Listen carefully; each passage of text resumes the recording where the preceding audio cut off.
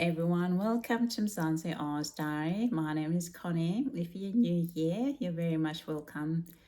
Yes, the 2025-2026 federal budget was delivered last night. I am very disappointed with this budget. It's really a disgrace. To be honest, a disgraced piece of a budget. It failed to address the homelessness. It failed to address housing crises. It failed to bring about a reform that's needed, especially around the housing. Renters are left still facing homelessness. This is the serious thing, because when you look at the renters, amount of rent people are being asked to pay, the amount of rental asked to pay it is actually gone way above 30%. They recommend, anything above 30% of your income, after tax income, is actually you're in rental stress. Most of them around 50 or 60% of their gross income paying for rent. There isn't any measures in this budget that address that, and it also still continue to support the corporation property investors. There's no reform around that as well. That still remain a problem.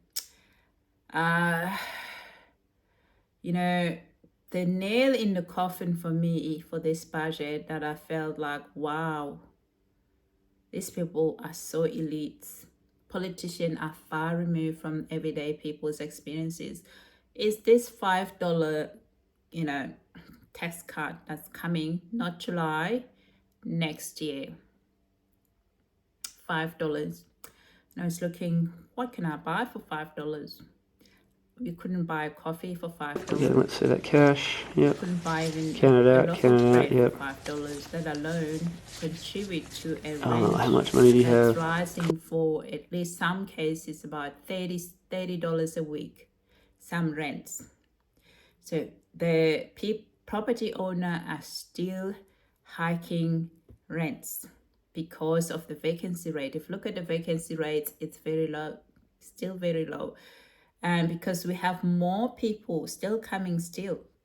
Even the focus around migration, that they said they're going to have focus to have less migration this year. They've got more, 75,000 more people in. So I don't trust even their focus as well. I don't trust the cut in migration, whether they would actually succeed in doing that. But the issue here is the resources. I think often when we talk about migration, it's like very negative, but migration is a positive thing. However, if migration create problems, then it becomes negative. And if the resources aren't available to cater for people who are coming in, even if we need migrants, then it becomes negative because it's straining on the limited resources that we have in the country that doesn't support not only Australians, but also the new migrants who are coming in Australia. So in the last few weeks, I've had a lot of discussion with a lot of people that I'm mentoring that, they're having trouble around finding a suitable properties for their families. For example, there's one couple with a child. They found a property, but they couldn't afford it with the income they're earning because wife can't work. And so they decided to co-share rent with another couple, but that couple also has a child, and that the unit is actually 2-bedroom unit. So from that perspective, you can see that this is becoming a slump house. I mean, how can you have two couples with each one having a child living in a 2-bedroom unit? It's the development of a slum. This is how slums start. They start that way.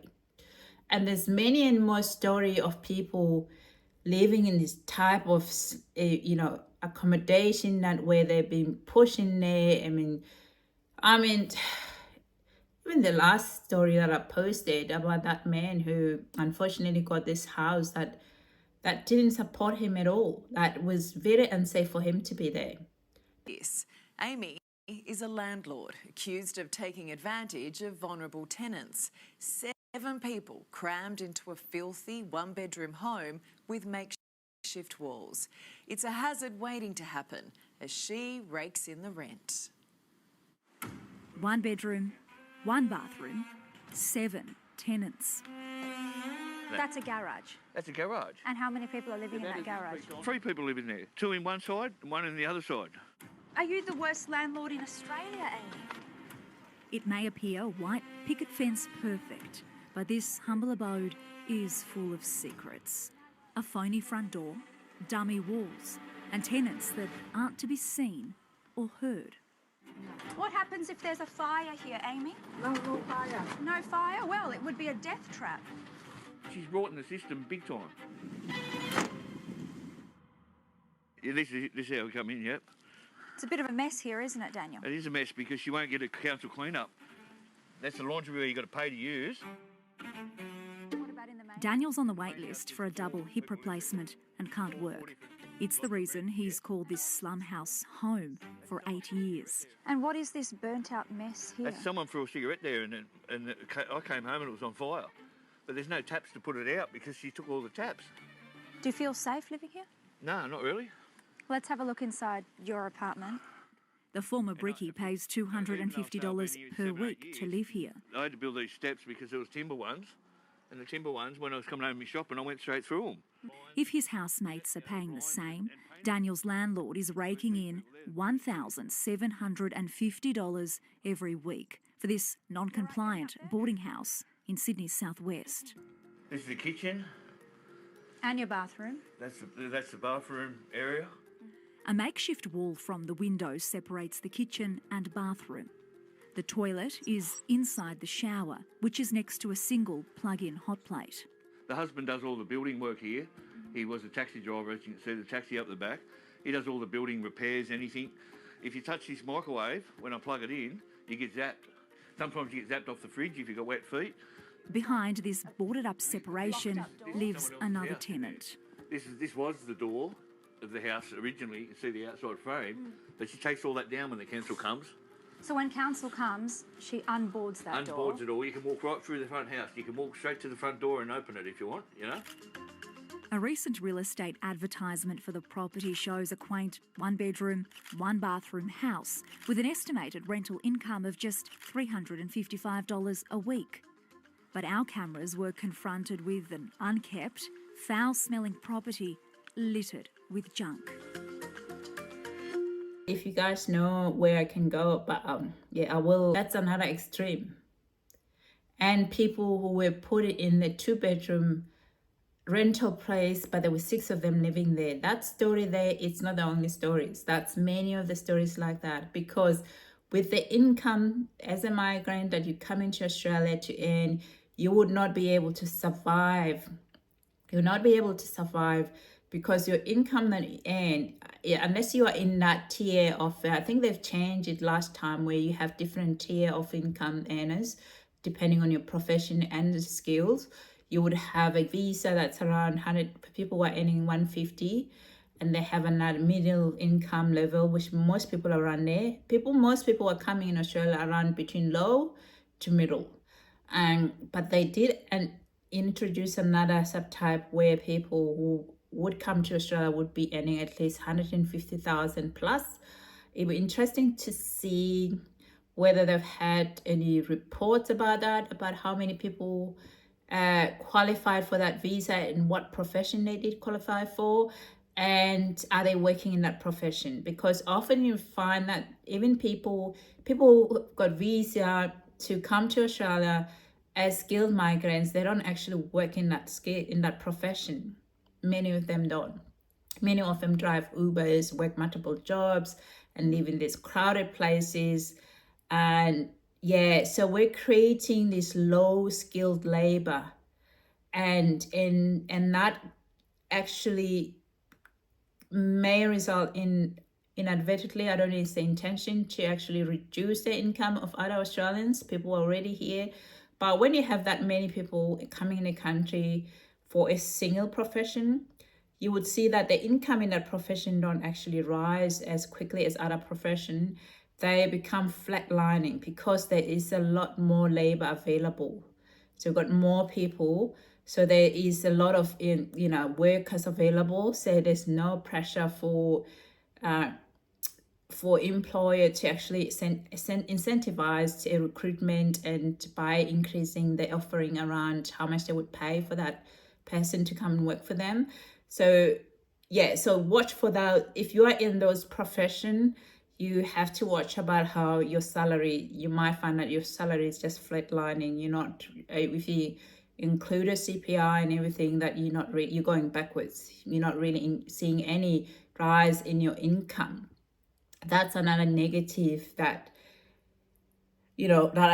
I've seen happen in some profession in Australia around this, and because there is a lot of supply of workers, and in other profession there's less supply of workers.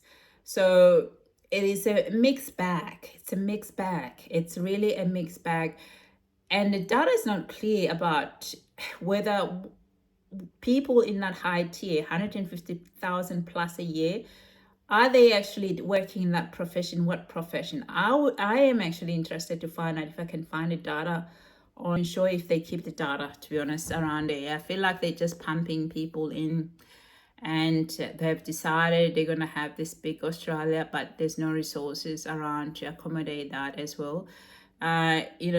Another thing that people is not talk about is around access to primary health care, and meaning appointment to see a doctor and appointment even in the hospital. Those also will be strained as well. So you have to think about that as well, that when the housing is strained, it also will strain access to other resources that are available, even school enrollment and other stuff, because of more people, especially you have more families needing places to live. That can also push around what you have, what's available, the appointment you can get, and how soon you get an appointment when you need to see a doctor as well.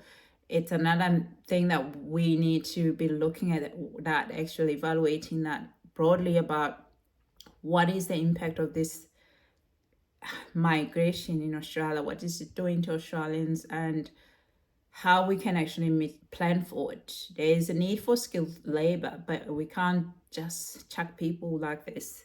This is really dangerous.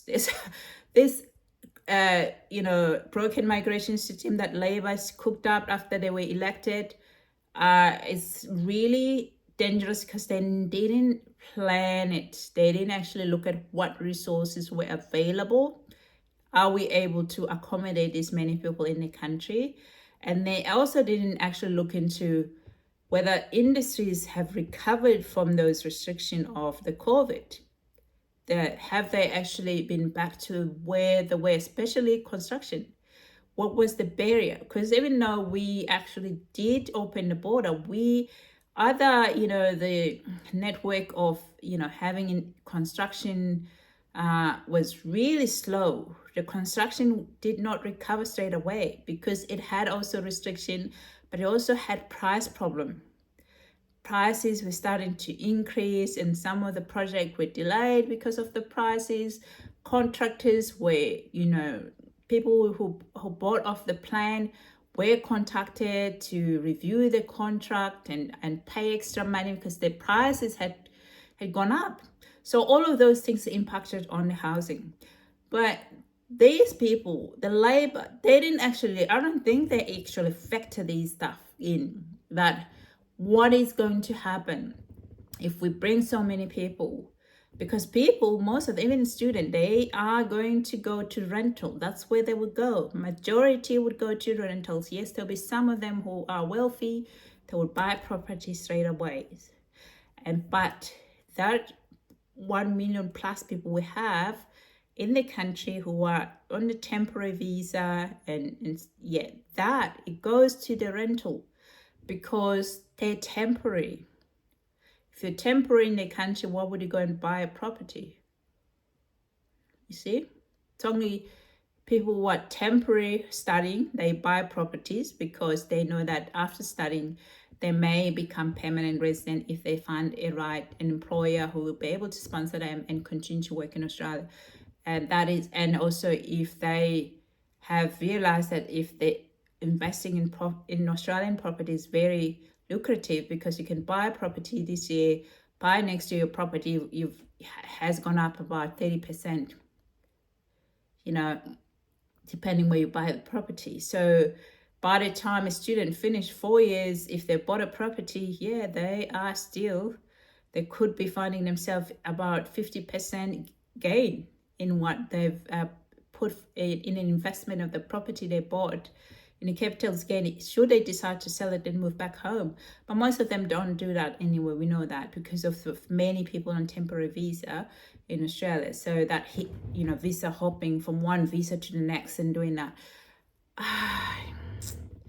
My issue here is we need to have a system that's fair for everyone, that's fairer for Australians, that's fairer for migrants, that migrants who are coming to Australia who are skilled should be given an opportunity to work in the same field and to have enough support and mentoring so they can continue to work in that same field as quick as possible, not to have them drive Ubers because they're waiting to get an internship place.